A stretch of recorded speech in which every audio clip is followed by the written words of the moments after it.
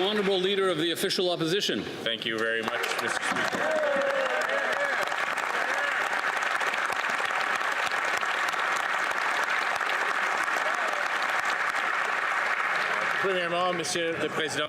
First of all, Mr. Speaker, a huge congratulations to you. You've gotten the support of this House to manage this House for the next months, years. Who knows? We'll see. I too would like to indulge myself to take this opportunity to thank the voters of Regina Capel and indeed our spouses. I'd like to thank my wife Jill for the sacrifice that she and my family make, as do all our spouses and significant others.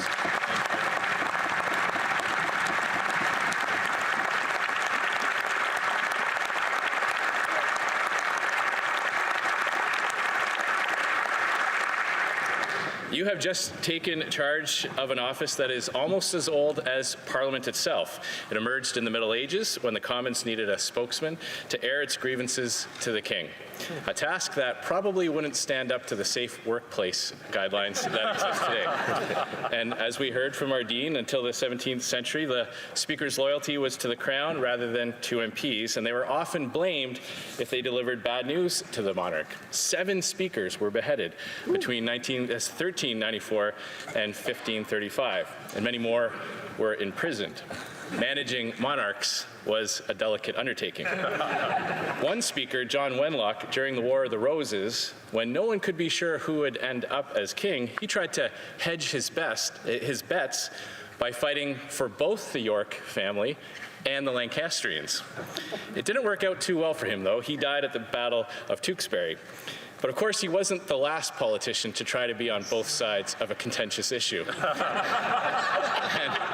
I dare say we may find some Liberal MPs voting for things that they were very recently voting against.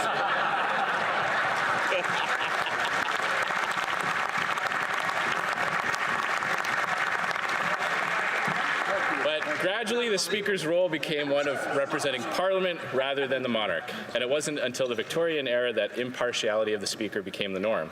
Now, it might no longer be a requirement to stand up to kings and queens, but you may find yourself having to stand up to other offices of authority, and if such a moment presents itself, we trust you will stand with those speakers who came before you, who defended this institution on behalf of the people.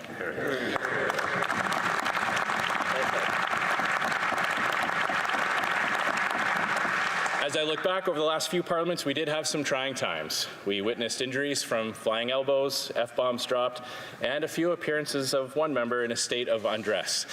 I did hear that CPAC was considering putting a warning on the daily broadcasts, may contain violence, coarse language, and nudity, but so far they haven't had to do that. The speakership itself has been tested, with, unfortunately, some speakers caught in the middle of scandals themselves. I have heard it said that it's all gone downhill since the last time a Conservative was elected Speaker, but I couldn't possibly comment on that. In all seriousness, though, Mr. Speaker, you are not the Commissioner of Parliament, you are the servant of the House, and that is an important dynamic. You are held accountable by the members, and each of us are accountable to our voters. Debates should be passionate. They should be lively. The lives of Canadians are changed by the decisions we make, and so it is normal that members get enthusiastic and fiery. When the stakes are so high, often the best thing you can do is allow the players to play a little bit. This is where the government is held to account. They have an enormous amount of power, and we, parliamentarians, must provide ruthless scrutiny on every dollar taken out of their pockets, every infringement on their liberties, and every single decision this government makes.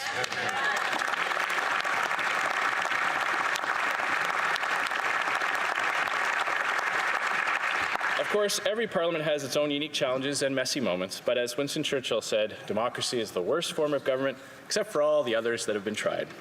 Mr.